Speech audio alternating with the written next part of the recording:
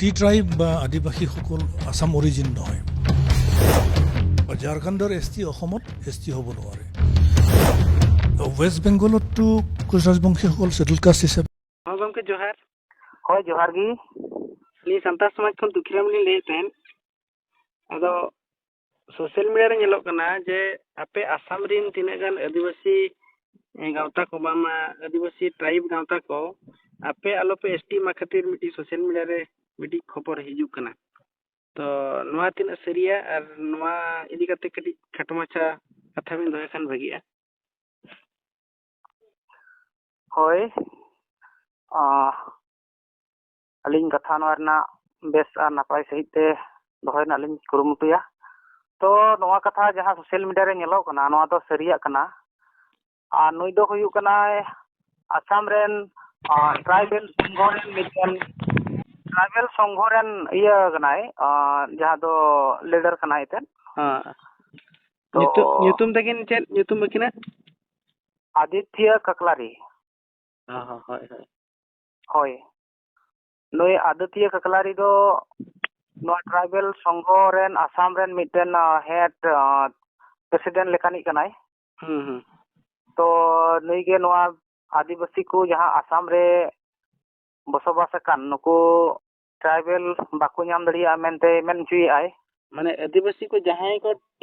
T tribe ᱢᱮᱱᱛᱮ ᱟᱥᱟᱢ ᱨᱮ ᱡᱟᱦᱟᱸ ᱠᱚ ᱢᱮᱱᱟᱜ ᱠᱚ ᱩᱱᱠᱩ ᱜᱮ ᱵᱤᱨᱳধᱮᱫ ᱠᱚᱣᱟ ᱥᱮ ᱮᱴᱟᱜ ᱡᱟᱹᱛᱤ ᱠᱚᱦᱚᱸ ᱵᱤᱨᱳধᱮᱫ ᱠᱚᱣᱟ, ᱢᱟᱱᱮ ᱮᱴᱟᱜ ᱟᱹᱫᱤᱵᱟᱹᱥᱤ ᱠᱚᱦᱚᱸ ᱵᱤᱨᱳধᱮᱫ ᱠᱚᱣᱟ? ᱮᱴᱟᱜ ᱟᱹᱫᱤᱵᱟᱹᱥᱤ ᱠᱚᱫᱚ ᱚᱠᱚᱭ ᱦᱚᱸ ᱵᱟᱭ ᱵᱤᱨᱳধ ᱟᱠᱟᱫ ᱠᱚᱣᱟ। ᱱᱚᱰᱮ ᱟᱭᱟᱜ ᱠᱟᱛᱷᱟ ᱞᱮᱠᱟᱛᱮ ᱟᱸᱡᱚᱢᱮᱱᱟ ᱢᱚᱨᱟᱱ, ᱢᱚᱴᱚᱠ, ᱚᱦᱚᱢ, ᱠᱳᱪ ᱨᱟᱡᱵᱚᱝᱥᱤ, ᱥᱚᱛᱤᱭᱟ,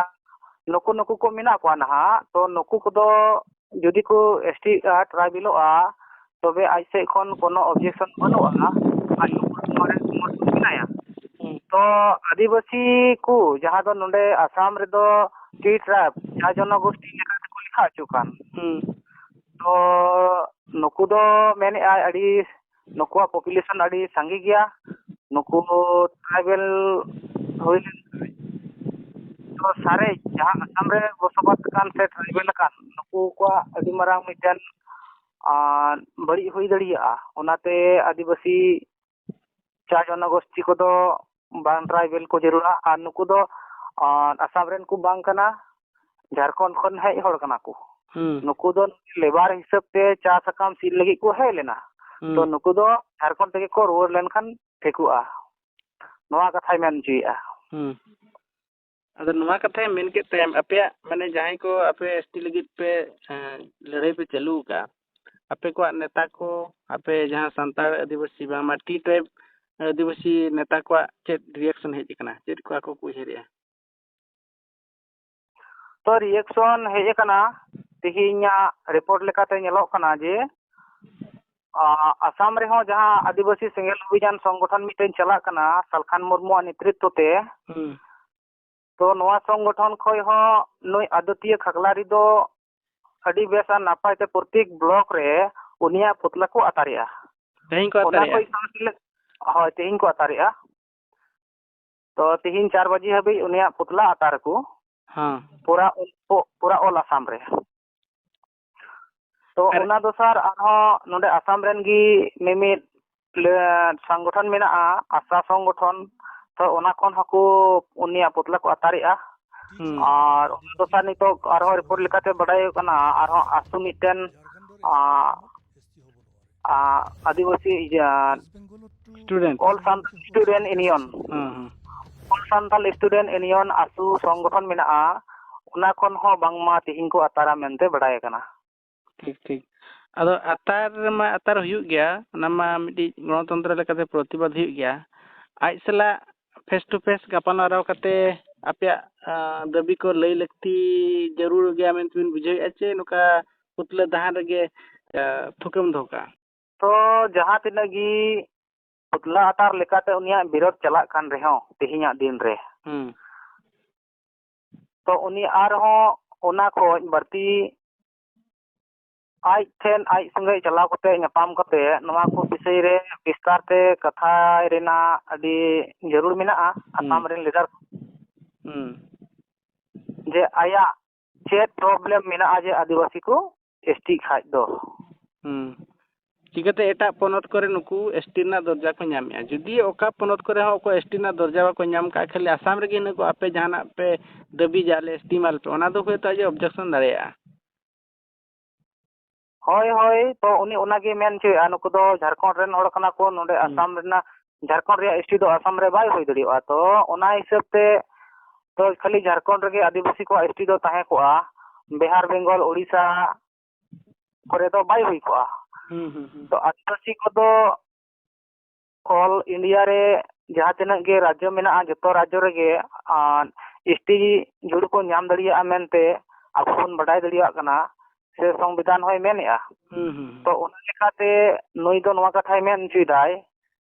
जे झारखंड रेना एसटी आसाम रे दो बाय होय दड़िया तो एसटी दो उनी होय दड़िया को ट्राइबल संघ रे माने चेक को चोंग होय दड़िया को प्रॉब्लम रे को पड़ाव दड़िया ओना आया मिटेन मन रे हेडेजो कना ओना कारण ते नवा कथाय रोड कदाय अच्छा नोका रोड कते खाली रोड काए से आपे जहां आसाम गवर्नमेंट मामा अब गवर्नमेंट ऑफ इंडिया नोआ ऑल कते एम को दे जे नुकु टी ट्राइब दला को एसटी मान का ऑल कते जे एम को दे जे खाली रोड काए नोआ दो खाली रोड का तो नोआ ऑल कते दो ना बाय एम को कोई हो आसाम सरकार हो बाय एम का दिया से केंद्र सरकार हो बाय एम का दिया आई खाली सोशल मीडिया लेकाते अड़ा कदा जे आसी आदिवासी को तो एसटी नोआ आसाम रे दो उनको नोआ रेना मर्यादा दो मांग को नाम दड़िया मेनते रोड चुका ठीक ठीक हाँ गमके आदो नासेना अली नोडे बड़ा सनल लिया जे आपे आसाम पनत रे आपे तीस पे चलायना पनत ते माने आपे रिन गमाड़ाम को तीस पे चलायना तो नोडे कथा हिजु कना जहां आसाम मिटेन राज्य अलग के बिनाविना तो ओना दो ना भारत दिसम आजाद कते जहां दो पुलिस 1947 सन रे भारत दिसम आजाद तो ओना पे बछर तायम 1950 सन रे आसाम दिसम दो मिटेन आसामी स्कूल लगी अलग के राज्य मिटे बिनावना मेनखान आदिवासी को तो जहां आसाम रे मिना लिया तो आदिवासी को आदो नोडे प्राय 200-250 बछर खन हो ढेर हुयु कना तो 1700-1800 सन रे है होर नोआ आसाम रे माने आपे तो ओना मणार के पे चलाव कना आपे माने गवर्नमेंट को तो मणार रे को चलाव कना इंग्रेज जखन इंडिया को हेजना उन ठो के आपे तो हांडे को इदी माने आपे रिन गवर्नमेंट को इदी ले को ताहेन होय होय होय एकल अडी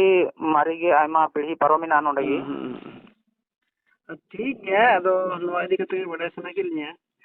और मुझे रे ये कथा लिन दोहया अबिन जेतु आदिवासी सिंगल विजारिन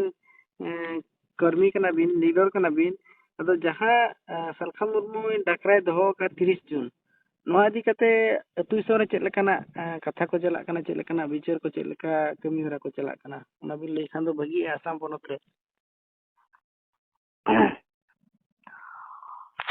तो नोआ 30 जून जहां कोलकाता रे ना ब्रिगेड वन मैदान रे डकराव का ये तो हमारे नोआ प्रोग्राम रे चला लगी अतु दिसम खन बेस की रिपोर्ट नामो कना तो चला गया को अडी सांगी के आसाम खन हो आदो नोआ टोला रे थोड़ा एटके टोड़ा हिजु कना आसाम रे हो अडी सांगी के सांताल से आदिवासी को सांता संगठन मिना तो उनको को ना आदिवासी संगेल अभियान जहां एजेंडा मिना उनका लेखा तो उनको बानुआ तो उनको तो धर्म बांग लगाव को कना भाषा बांग लगाव को कना झारखंड दिसम गजो कना उना चितान रे कोनो हासु बांग गे हड़मो रे लगाव को कना तो उना कारण ते नोआ को प्रचार या से पब्लिक को बनाए को आदिवासी संगेल अभियान जहां डकराव का नोआ रे चला खातिर तो आपे चेक पे न्यामा आसाम खन ओंडे चलाव कते आसाम रेन दो आपे चेक पे न्यामा उनकाना कथा हकु सरकार को तो सलखान मुर्मू दो चेत हवा चिका दड़ियोआ उनकाना कथा हकु मेनचुया आदो पब्लिक कोटे खन गे मी बार रिपोर्ट लेकाते न्यामोगो कना आदो अलिया मेन दो नोआ गी जे मिटेन अपनारा आदिवासी जहां जात मेना समाज मेना रीति रिवाज मेना कल्चर ईमान धर्म को मेना तो नोआ को इदी कते अलिया मेन दो पब्लिक से जहां संगठन को गी तो जहां नोआ को चितान रे बेस नपाय ते कमी कनाय बंचाव लगी ते तो उनी चेतान रे विरोध बांग कते तो नौकाना मारांग लटू लटू जहां प्रोग्राम में छपड़ा नोआ दो सनाम आदिवासी संताल और उरा मुंडा जतो कोगी नोआ रे सेटेरो ला रक्ति मिना और जहान संगठन विरोधी ताड़ाम कते जे उना प्रोग्राम चपट नोआ दो ना बेस बाय हुआ कारण जतो होड़ा गी जत और समाज दो जतो हर के दरकार मिना तो उना लगी ते संगठन को हो नोआ रे गोड़ो रेना जरूर मिना पब्लिक को पूरा आतो दिसम रेन हो गोड़ो रेना जरूर मिना कारण अबुआ आदिवासी संताल को जहां दो जाति परिस मेना बंगा बुरु अबुन आदि आयमा रकम अबुआ रीति रिवाज मेना नोआ को बंचाव जरूर खान दो नौकाना लटू लटू सेना बांग प्रोग्राम लेखान अबुआ नोआ हक आइदर दो ना बाय नाम दड़ियोआ ठीक गया हो ठीक गया अदो इया आस असम खन हो संगे संगे संतार जहां को सरना को खोजो कना सरना धर्म को खोजो कना उनको कलिकता रे सेटेरो खन भगिया मा एनखान नितो लगी तो निने गया आर खाना उनका ऑक्टो निल कतरा रोपड़ा अच्छा होय मा ठीक गया जोहार